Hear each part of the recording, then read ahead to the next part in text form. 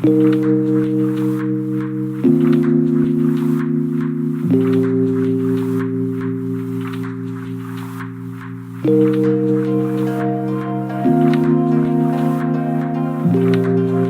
collection, elle est faite en particulier pour vous, pour les jeunes Corses, pour vous former et pour vous permettre d'avoir un contact particulier avec l'art.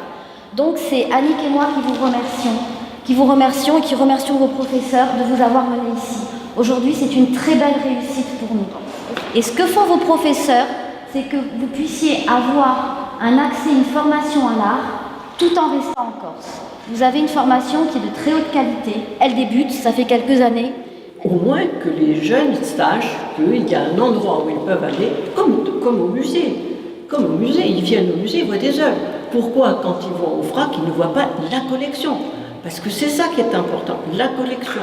Mais parce que, c'est ce que je vous disais, c'est encore le rapport entre l'œuvre et le lieu. Là, l'art doit avoir son lieu. C'est ça qui est important.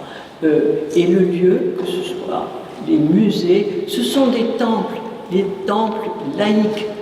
Quand vous rentrez dans un musée, vous avez ce sentiment. C'est comme quand vous rentrez dans une église. Pour le débat, des Beaux-Arts, et c'est quelqu'un qui a été historien de l'art, qui a été absolument révolté par le fait que dans les livres de comptes des Médicis, il était écrit qu'une corne de licorne avait été payée 6000 florins, alors qu'un tableau de Fra Angelico, en l'occurrence l'adoration des mages, n'avait coûté que 100 florins. Alors 6000 florins, c'était à peu près à l'époque la somme qu'on devait débourser pour se payer un palais, ou quelque chose de cet ordre-là. Et finalement, on s'isole, et finalement, les résultats scolaires plongent. Bon, c'est vrai que la plupart des parents qui viennent nous voir, malheureusement, il y a du... Ils sont inquiets avec raison. Souvent, les jeunes peuvent fumer du cannabis, mais ils s'enferment avec les conséquences négatives dues à ce produit, à moyen ou long terme, avec l'isolement et la perte des capacités de concentration. Voilà, tout ça pour dire... Et elle est entourée des apôtres, et vous voyez derrière elle, il y a le Christ, son fils qui est déjà mort, mais ressuscité, qui tient une petite poupée, un bébé. Et le bébé, c'est l'âme de sa mère qui l'accueille au paradis. C'est un côté un peu naïf aussi, oui. Et c'est le premier peintre à faire se superposer comme ça les personnages dans la profondeur. Et c'est un tableau que j'ai vu d'ailleurs, sans inventer, c'est à Berlin, quelques tableaux fraîches, musée de Berlin, et vraiment très très beau. Bénis, ô Seigneur, la nourriture que nous prenons et garde-nous tous. Oh mon Dieu. Pourquoi t'as fait ça? Wait ka lang dyan. Masyado kang atat eh. Siyempre, may ibibigay ako sa kanya. Anong ginagawa mo? Dépêchez mo!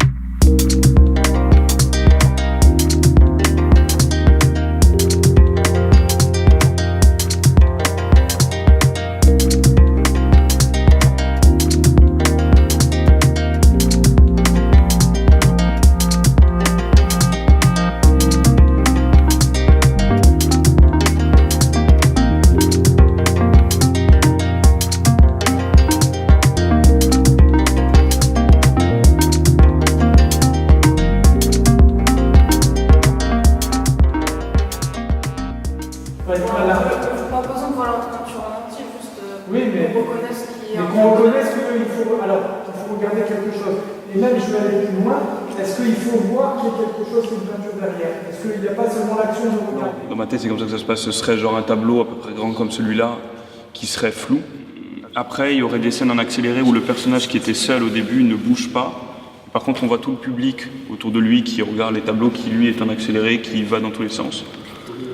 On voit le signe qui apparaît, c'est les dates qui apparaissent, voilà. Mais le problème, c'est que ce serait un tableau perforé. Donc il faut faire attention, tu mets les perforations, tu mets les... Ouais. C'est assez complexe.